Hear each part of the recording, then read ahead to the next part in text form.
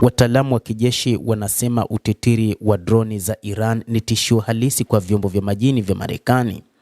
Wataalamu hao wa kijeshi wanasema ndege zisizokuwa na rubani zimekuwa ni tishio katika eneo hilo la Mashariki ya Kati kwa namna moja ama nyingine, hasa uwepo wa meli kubwa ya armada ya USS Abraham Lincoln ya nchini Marekani. Mtaalamu wa kijeshi wa ndege zisizokuwa na rubani ameonya kuwa utitiri wa ndege hizo zisizokuwa na rubani za Iran ni tishio halisi kwa vyombo vya jeshi la wanamaji la Marekani vyenye thamani kubwa, wakati huu ambapo Washington inaripotiwa kuwa inaendelea kujidhatiti kijeshi katika eneo la Asia Magharibi.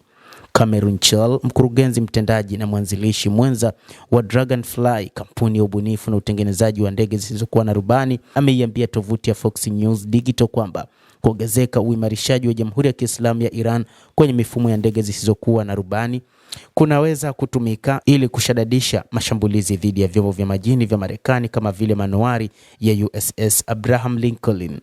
Uwezo wa Iran wa kutumia ndege zisizokuwa na rubani umegharimu mabilioni ya dola, ameeleza. Ameongeza kuwa Iran imeanzisha mfumo wa tishio lenye athari ya pande kadhaa dhidi ya mifumo ya kijeshi ya kisasa zaidi. Mtaalamu huyo wa masuala ya kijeshi amebainisha kuwa Jamhuri ya Kiislamu ya Iran inaweza kurusha idadi kubwa ya ndege zisizokuwa na rubani moja kwa moja kulenga vyombo vya majini, na kufafanua kwa kusema ikiwa mamia yatarushwa ndani ya muda mfupi, baadhi yake yana uhakika wa kupenya mifumo ya kisasa ya ulinzi haikuundwa hapo awali kukabiliana na aina hiyo ya mashambulizi ya miminiko kwa vyombo vya majini vya juu ya bahari vya Marekani vilivyopo karibu na Iran.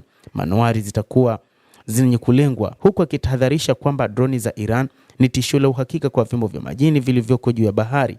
Amesema vyombo vya Marekani katika eneo ni vikubwa, vinasonga polepole na vinagundulika kirahisi kwenye rada, jambo linalofanya iwe rahisi kulengwa.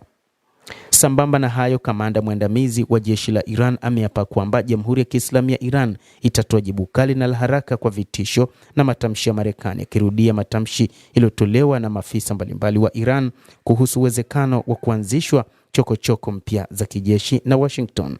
Brigedia Jenerali Majid Mousavi, kamanda wa kitengo cha anga za mbali cha jeshi la walinzi wa mapinduzi ya Kiislamu ya Iran IRGC, ametoa matamshi hayo kando ya mkutano wa makamanda wa zamani na wa sasa wa IRGC uliofanyika katika siku ya kimataifa ya walinzi wa kitaifa.